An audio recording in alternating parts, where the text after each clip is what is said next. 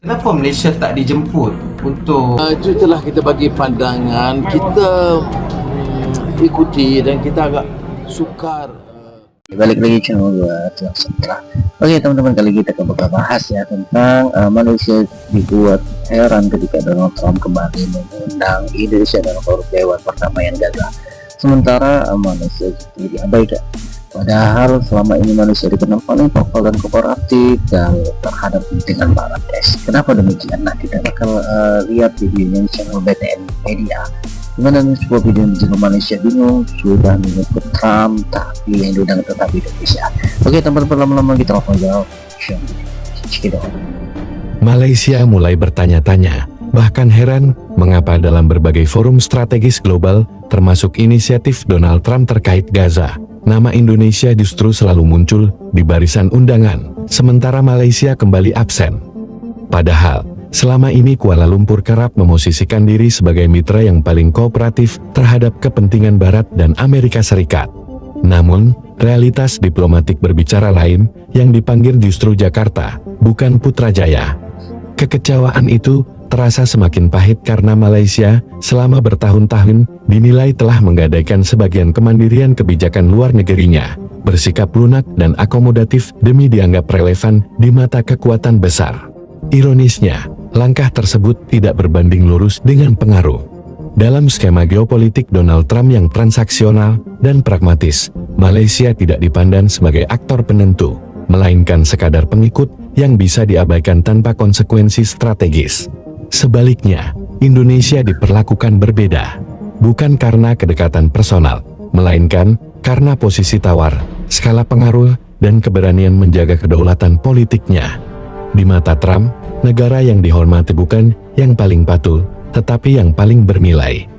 Dan di titik inilah Malaysia tampak tersadar, menjual kedaulatan tidak otomatis membeli penghargaan, justru sering berakhir pada satu hal, yaitu dipandang sebelah mata. Indonesia sahkan penerimaan jemputan Presiden Amerika Syarikat Donald Trump untuk menyertai Board of Peace atau Lembaga Keamanan bagi memantau usaha pembinaan semula Gaza. Sumber diplomatik memaklumkan penyertaan Indonesia mencerminkan pendirian negara itu yang konsisten menyokong usaha keamanan global, khususnya berkaitan isu Palestin, selain mengekalkan dasar luar yang bebas dan aktif. Bagaimanapun, piagam penubuhan lembaga berkenaan dilaporkan tidak mengehadkan peranannya kepada wilayah Gaza semata-mata. Ia sekaligus mencetuskan spekulasi bahawa badan itu berpotensi memainkan peranan lebih luas dalam lanskap geopolitik antarabangsa. Ini kesempatan bersejarah. Ini benar-benar peluang untuk mencapai perdamaian di Gaza. Yang jelas, penderitaan rakyat Gaza sudah berkurang, sangat berkurang. Ya, sangat berkurang. Bantuan-bantuan kemanusiaan begitu deras, begitu besar sudah masuk. Saya sangat berharap dan Indonesia siap ikut serta.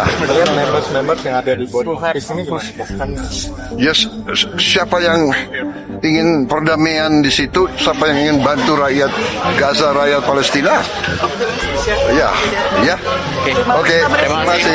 Itu telah kita bagi pandangan, kita ikuti dan kita agak sukar, melainkan ada jaminan yang betul-betul baik dan tegas soal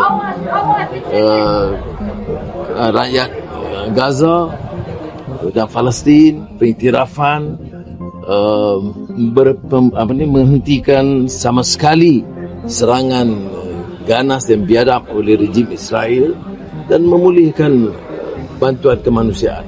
Ini belum dilakukan, jadi kita sukar untuk memberikan dukungan awal.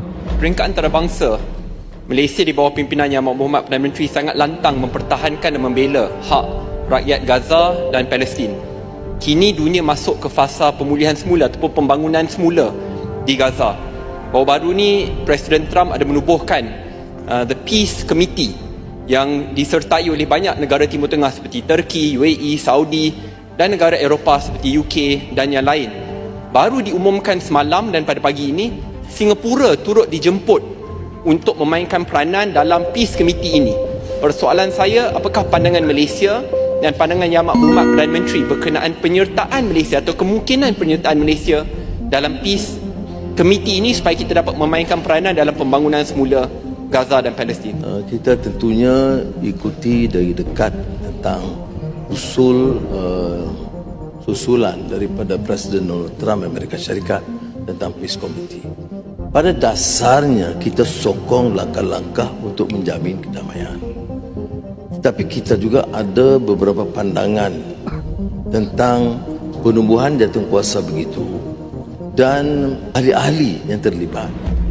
Jadi bangkangan kuat juga, umpamanya kedudukan mantan Perdana Menteri UK Tony Blair yang terlibat secara langsung dalam pembantaian dan serangan terhadap Iraq pada satu ketika, dan sikapnya yang dianggap tidak telus dan adil dalam isu Palestin dan Gaza.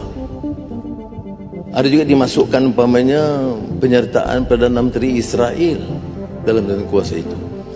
Banyak pengumuman-pengumuman itu belum disahkan.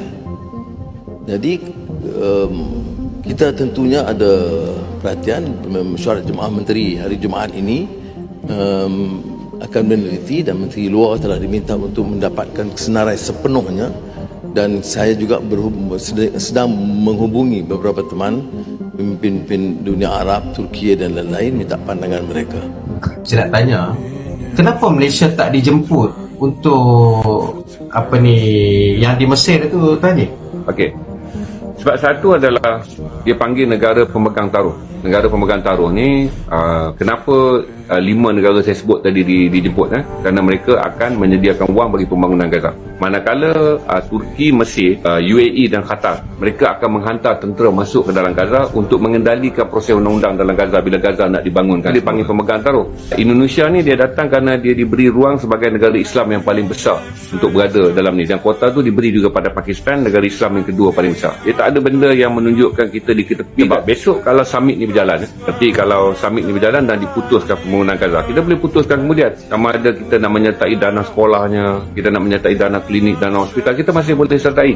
Ini pemegang taruh ni, kalau saya katakan kita hantar askar kita pergi, dan kita ada masalah bahasa untuk berkomunikasi dengan orang Arab, begitu juga kan. Jadi ini saya kata tak ada apa yang menunjukkan Malaysia di kebelakang ataupun Malaysia perlu di ke depan. Juga negara Eropah yang tak dipanggil, hanya dipanggil EU je. Roja Kalas akan pergi besok, Koja Kalas akan mewakili Kesatuan Eropah.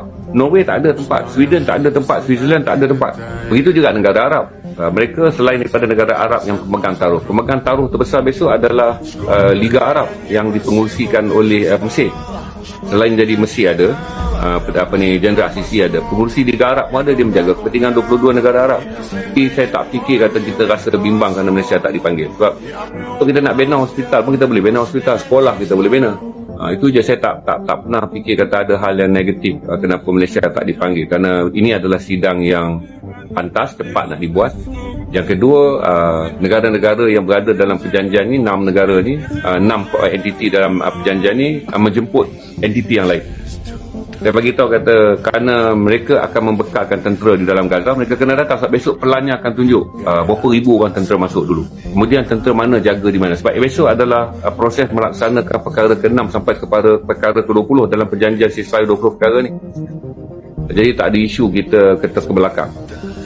Isu dia nanti kalau kita nak masuk pintu laluan, kita bantu je lah. Tak ada isu. Bagaimana pendapatmu mengenai ini, Sok? Tulis di komentar. Oke teman-teman, gimana menurut tentang video kita saksikan tadi?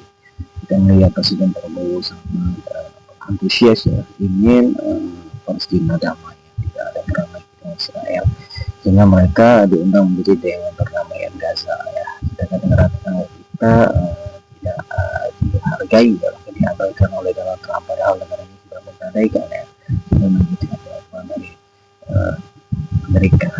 Tapi Indonesia dari sisi lain ya, hingga banyak negara yang berkomentar kenapa bukan Malaysia, kenapa harus Indonesia. Oke, gimana kalian? Silahkan kalian tinggalkan di kolom komentar saya. Wassalamualaikum warahmatullahi wabarakatuh.